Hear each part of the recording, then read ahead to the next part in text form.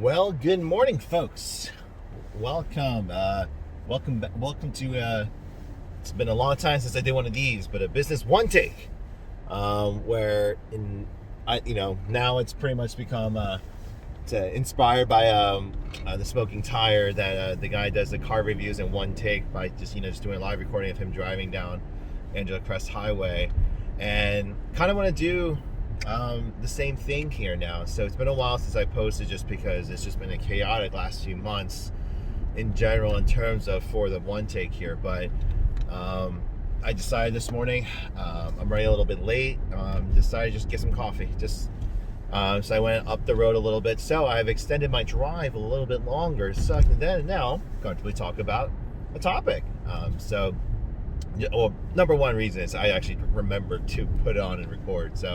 But something that I want to talk about today, guys, is that people ask me all the time, just kind of what are the things I wish I knew going into the business. So, if I fast forward back and let's say I'm going to do the business no matter what, but things I wish I had known. And obviously, I'm not going to point out things that are 2020, hindsight's 2020, because oh yeah, COVID's going to happen, so just be prepared 4 years or 5 years from now to be shut down for a year. Like, those kind of things I'm going to avoid, but just things that I knew back then and I wish I took to heart more. And so that's what I'm going to go over. And so I know a lot of you who may be looking into starting small businesses or already run a business may already either agree or disagree with me on these parts, but one of the biggest things that I like to talk about is a budget. I know I made a video about that before, but budgeting is such a big thing that a lot of people tend to overlook. And I see so many business startups out there, whether it's Shark Tank, TikTok, online, just in general, being like, oh yeah, I started this business with $5,000 in my pocket, $10,000, $30,000 in my pocket. And they're not wrong. You can go ahead and start businesses like that, and it depends on what business that you're doing, that your budget will vary. There's a lot of businesses out there, yeah, 5,000 is enough, especially if it's not your main thing. If you're doing it on the side, if you're either reselling product, you're doing Amazon fulfillment, you're doing even retailing, real estate. There are ways to do it without having you don't need to have $500,000 in the bank to go in and start. And then there's ways to build up your portfolio, and obviously stock trading is another thing. There's so many ways to go about it, but I will, those are things that I'm not an expert in, so I'm not going to focus on those. But for those of you who are looking to start up legitimate companies in terms of like having an office space, staffing, you're going to have to pay monthly bills, subscription fees, and all that stuff. And those especially looking to do brick and mortar stores. So retail facing front stores, experiences, restaurants, or cafes, your initial budget needs to be as spot on as possible. Now, you're not going to know exactly 100% of what you're going to need, but you're going to want to figure out. You're going to want to figure out at least as close as you can. Measure your guesstimation. You don't want to be way off. And if someone says, for example, for me, was when I made my initial business plan for Gamers Heaven 10 years ago. So 12 years ago, when I came back from Japan, it was like, this is what I want to do. And I did the budget, and I was like, all right, I'm going to need a 50,000 square foot location, the merchandise, the equipment I'm going to need, everything that I'm going to need for retail. The initial startup cost was like $1 million. Obviously, I was more ambitious back then, and I went to go apply for a loan. I just got laughed at. It was like, okay, fine. Then I went back and refined it, and I brought it down to $750, $500, and ultimately down to about $250,000. I was like, this is the absolute bare minimum, just because I didn't want to open up a card shop or a board game store or comic book store, even a simple land center. I could have probably done all of those things with $100,000, but at $250, I had a nice miniature version of the big store that I had planned. So I got down to roughly about 10,000 square feet, and I did it. But ultimately, I had to push it down even further because no one was willing to give $250, and I pretty much got the budget all the way down to about $75,000 to $100,000 in a 1,500 square foot store as a concept model. And I found someone that was willing to invest in it. And then, but they're like, you know what? You should just build a smaller version of that. Show me that your proof of concept will work, and then I'll eventually invest in you. And so I brought it down to all the way to $30,000. Pretty much had no working capital, none of the equipment that I originally wanted, none of the subs, none of the retail, just a basic furnishing. And for those of you who've been following me, can go back and see what the first store looked like. But definitely, like, just wasn't where it needed to be. And why I bring this up in such a lengthy story is so many of you will actually have done the research. Like, I'm not going to sit here, like, I'll make videos on how to go about it, but ultimately for a lot of you who are either thinking about it, have already done the research on how to make a startup budget, budgeting out, operating costs, and figuring out, all right, how much working capital am I going to need to operate to help me get through the first initial 6 months to a year. You're going to calculate all that.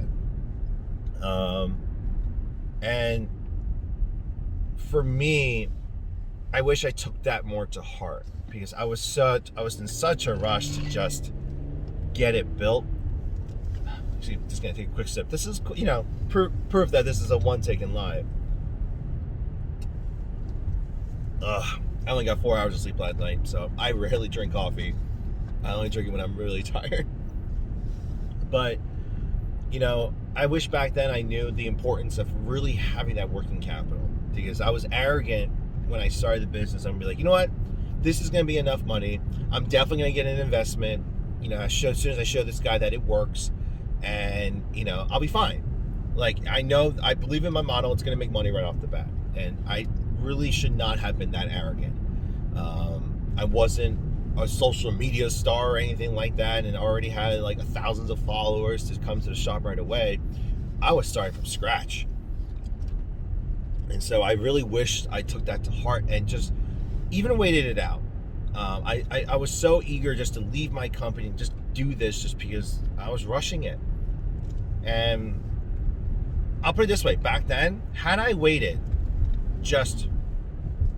if I waited till the end of the year, so I gave it about 5-6 more months. If I just waited, the money I owed Vanguard, so the company I used to work for, so it's the tuition reimbursement fund. So they pretty much help cover a good percentage of my graduate program and everything. And I had to stay for about a year and a half to 2 years afterwards for it to be kind of forgiven. But I left literally 5 months early from that cutoff date. Had I just stayed on for just 5 more months and just dealt with it and go through, number one, obviously that money, which is a large sum, would not have been owed back. Number two, have a little bit more money in the retirement that I could have pulled from. And number three, the year-end bonus would have kicked in too. And so now, would that have been another $100,000 so I have my full budget? No. But that would have significantly helped in the early days. That would have been enough money to at least help me cover a few months with my personal bills and everything like that. And like, looking back, I can calculate the number. I can calculate the amount of money that I would have had made or been able to save up in those 5 months just from YouTube and work. I'm just like, oh man, the beginning would have been that much different. And so don't rush into things. If you're not ready and if you're not confident in it, I know it's a leap of faith. It really is. But if you yourself can be like, if I can wait it out, I can wait it another month, another few months there, and have the cushion that you need. But this advice goes both ways, though. Sometimes you got to hit it when it's right. A lot of people, you see all the successes out there, but there's so many failures out there. But at the same time, those successes happen because they just launched. They were at the right place at the right time. They launched when they did. If they waited any later, they may not have hit a success. It goes both ways. So it's more of, please just take this take this advice with a grain of salt. It's very situational, you know, and if you have the right momentum and stuff, you know, you strike it. And if it ultimately fails or doesn't do as well as you had hoped, you just have to own up to it. But had I known better, which I did at the time. So the importance of startup, the importance of the startup costs and the operational working capital, that's big. And again, a quick recap: the working capital is the amount of money that you set aside to cover expenses that may not be covered by your normal sales. So let's say your expenses for your business is $10,000 a month, but your business generates after expenses, your net profit, your gross net profit is your net revenue. Sorry, net revenue, not net profit. Net revenue after cost of goods sold is about it's $5,000. So that means you're short $5,000 a month in operating costs. And operating costs is everything from utilities, rent, subscriptions, program fees, and employees and payroll, most importantly. So if you're short $5,000, you're gonna need $5,000 to pay for that. And the last thing you want to do is either take out a loan or use a credit card or special finance loans to pay for that, because you're just digging yourself a hole. On the flip side, let's say you start up your business and you set aside, let's say $30,000. You have $30,000 in the bank on the side in case of emergencies. So if you're operating for the first 6 months at negative $5,000, you're covered, because that $30,000 will cover 6 months of half operating. Most people in the beginning would like to usually have 6 to 9 months of full operating costs. So your goal would be to have $90,000 in the bank to cover 9 months of operation if you did zero business. That's the super safe approach, because within 9 months, if you're not generating at least any income to help offset that a little bit, or you're on a path of growing, then it's a sign that you either need to, number one, change, adapt your business, or most importantly, you're maybe stop. Hold on a sec here. We have tree trimming, so I gotta go around it. Of course, it's in one of the weirdest areas that you're doing it. Slow down, Jeep. There we go. All right, that's actually a good time for a coffee break.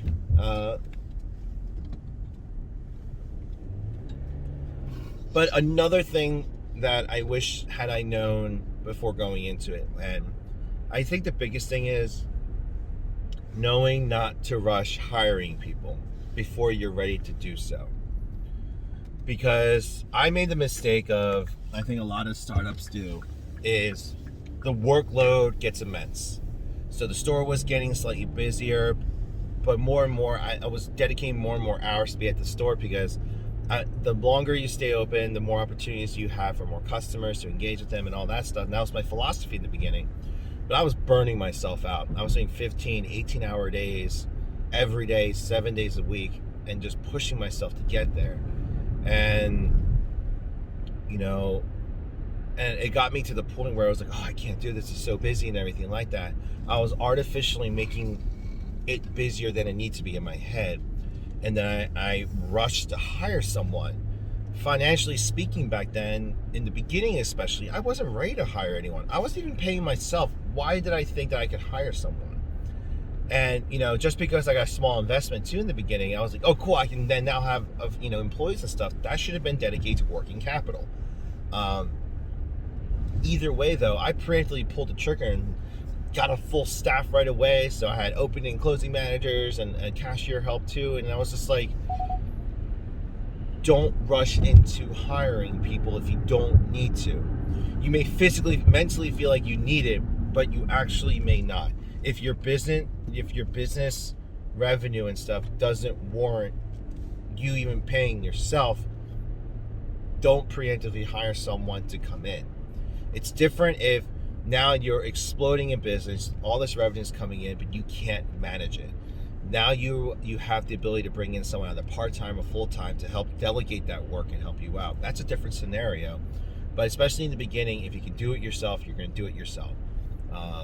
Especially as small business owners. And there's stories, I'm not the only one, and I think other people can agree, a lot of hours goes into the business before it even opens, officially launches.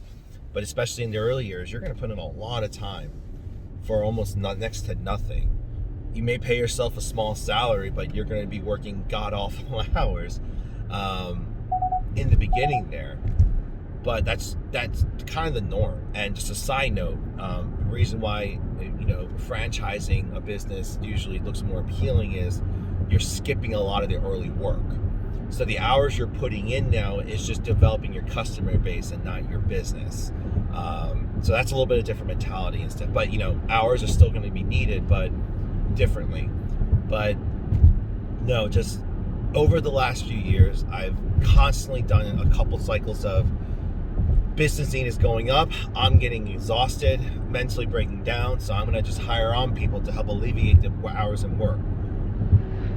It's the correct thinking. It's not wrong, but I poorly executed it, and I prematurely executed it, and it ended up creating a lot more stress and problems than it did good. The early benefits did not outweigh all the backlash and the crap that I had to deal with afterwards. And that led to pretty much that led to another thing that I wish I had known better, and is not to trust people too easily. It's just my personality to just try to befriend everyone I meet. I have a problem with gaining people's acceptance and whatnot, and just being accommodating as possible.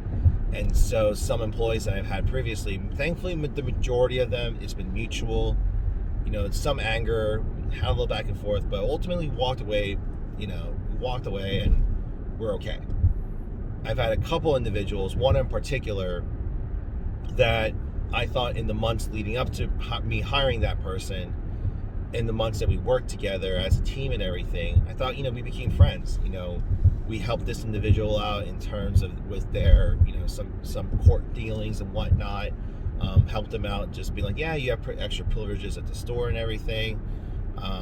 And just was very accommodating, was taking care of them as best I could, give them rides and everything. And ultimately, we got to the point again where we couldn't afford to keep those individuals, so I had to let them go. Then they expressed saying that, well, you guys have done so much, and if you guys are able to rebound, obviously, I can probably come back to work. So what if I help out? I got some free time. I already have another job. So what if I just volunteer hours to come in and help out, and then eventually you can hire me back when you guys are okay? And for me, I was like, well, as a friend, I would appreciate that, but you can't tell people that just because we're a for-profit business and all they're going to see is that we're exploiting you for free hours and everything like that. And they're not going to understand, well, it's a friend helping out a friend to get through this troubling times. And we did that with this individual for a few months and started noticing that they were having issues with just even volunteering, just because of, they were working another job, they had friends and everything, and they were sort of mentally, it just wasn't working out. And so it was just like a mutual, hey, you should just focus on you and your work that you're doing. As much as I appreciate you helping out here and everything like that, it's clearly not the right move for both parties. And so I thought at that point we just mutually walked away, and this individual then ghosted us for 9 months. So I didn't see anything, hear anything, or get any messages or whatnot. But fast forward 9 months, all of a sudden I get a call and a message demanding that they want to get paid for those few months those several weeks that they worked for. This is 9 months later. We're still financially struggling at this point, just because we're still catching up with loans and everything. But they just saw we were hiring people again. Again, I was going through another cycle of it again, but we were hiring people again. So they were like, oh, you promised me this money, so you owe me this money. No, the conversation was, at this point, it's a, I said, they said type situation. But ultimately it was, I said that I would give back. I would, on my side was, once we're able to, I would definitely want to bring you back on the team, so rehire you.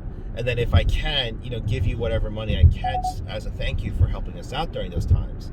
That got interpreted as I promise to pay you for these times. And then they presented the labor department with a schedule. So it wasn't an actual, what's it called? A time card, that a proof of working, but a schedule. And then they were like, look, I worked these hours. No, they submitted a schedule.